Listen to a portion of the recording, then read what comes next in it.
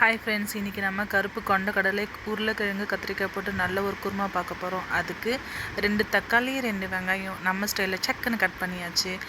அது கொஞ்சமாக ஜாரில் தேங்காய், சோம்பு, ஒரே ஒரு வெங்காயம், 2 தக்காளி போட்டு நல்லா மைய அரைச்சிட்டு வந்துடலாம். குக்கரை வச்சுட்டு கொஞ்சமாக சோம்பு, பட்டை, இலை இது எல்லாத்தையும் போட்டு சாட்டே பண்ணிவிட்டு வெங்காயம் கொஞ்சம் போட்டுக்கலாம். வெங்காயம் வந்து நல்லா ப்ரௌன் கலராக ஆகணும். அந்த பச்சை வாசனை போனதுக்கப்புறமா கொஞ்சமாக 1 ஸ்பூன் இஞ்சி பூண்டு பேஸ்ட்டு போட்டு நல்லா வதக்கிட்டு அது பச்சை வாசனை போனதுக்கப்புறமா 2 தக்காளி கட் பண்ணி வச்சுருந்தோம்ல அதை போட்டு நல்லா வதக்கிக்கோங்க.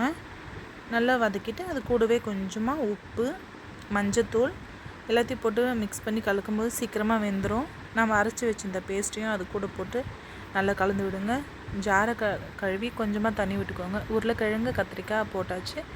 இப்போது மிளகாத்தூள், தனியாத்தூள், சிக்கன் மசாலா கொஞ்சமாக அது கூட போட்டு நல்லா 5 மணி நேரம் ஊற வச்சு 4 விசில் வச்ச கொண்டக்கடலையே அது கூட போட்டு நல்லா கலந்து விட்டுருவோம்.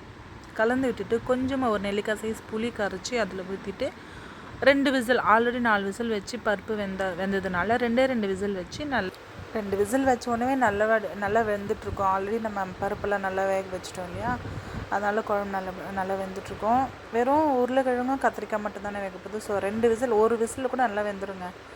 இந்த குருமா வந்துட்டு நம்ம இட்லி நல்லாயிருக்கும், தோசைக்கும் வச்சு சாப்பிடலாம், சப்பாத்திக்கு இன்னும் சூப்பராக இருக்கும். நல்ல ஒரு கீ ரைஸ் செஞ்சுட்டு அந்த கீ ரைஸ்க்கு சைட் டிஷ்ஷாகவும் வச்சு சாப்பிட்லாம். இது கூட ஒரு எக்கு வச்சு சாதத்தோடு வச்சு சாப்பிடும்போது ரொம்ப நல்லாயிருக்கும்.